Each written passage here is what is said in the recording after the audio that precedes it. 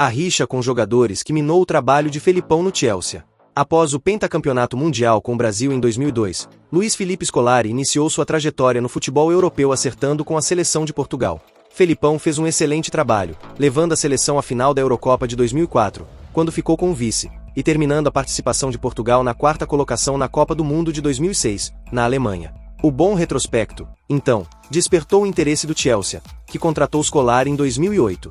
Após 3 anos da demissão de Vanderlei Luxemburgo do Real Madrid, o futebol europeu resolvia apostar em outro treinador brasileiro de sucesso.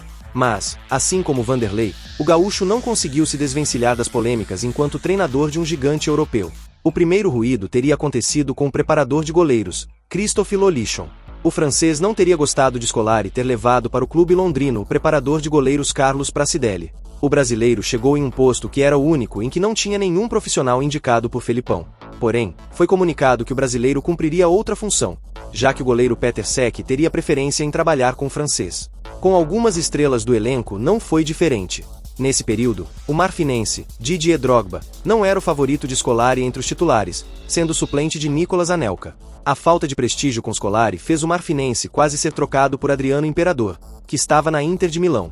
Por fim, o clube italiano desistiu do negócio. Outra situação aconteceu em relação à condição física de Drogba. O ex-atacante sofria de um problema no joelho e teria pedido para ir tratar na França, algo que era comum no clube. Contudo, Scolari barrou o pedido do marfinense. Outro problema aconteceu com Anelka. Em entrevista ao jornal inglês The Guardian, em 2020, Felipão revelou que, após a volta de Drogba, ele tentou encaixar um esquema com Anelka e Drogba no ataque. Porém, ele precisava que alguém ajudasse na marcação. Segundo o brasileiro, Anelka afirmou que ele só jogava em uma posição. Felipão apontou a atitude do ex-atacante francês como falta de companheirismo e respeito.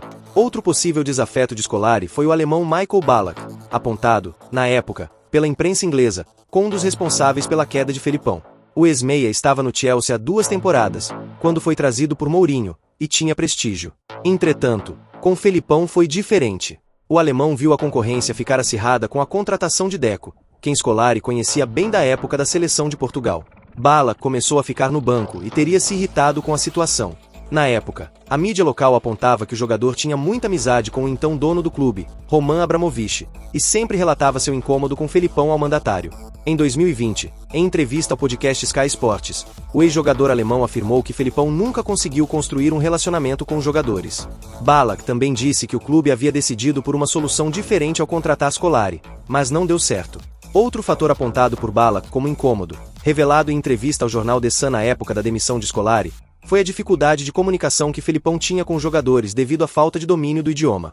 Para Ballack, nem sempre o idioma é um problema, mas se tornava quando o treinador tentava explicar aos jogadores muito mais do que ele conseguia. Em campo, a pressão sobre o brasileiro aumentou muito com a queda de rendimento no campeonato nacional. A torcida também estava bastante irritada com o treinador por ele ter vencido nenhum dos 5 clássicos na competição. No início de 2009, após 7 meses no comando técnico, Felipão foi demitido. Os números do treinador não foram ruins. Felipão teve 24 vitórias, 12 empates e 5 derrotas. Porém, o desgaste interno teria sido fundamental para a decisão de sua demissão. Na época, em matéria da UOL, um assessor de Scolari teria revelado que o técnico recebeu a notícia como surpresa, sendo que ainda tinha 1 ano e meio de contrato pela frente. Felipão também teria ficado insatisfeito com a diretoria, que teria como acordo inicial rejuvenescer o elenco, o que não foi cumprido. Na entrevista que concedeu ao The Guardian em 2020, Felipão desabafou que ele perdeu uma de suas grandes chances na vida.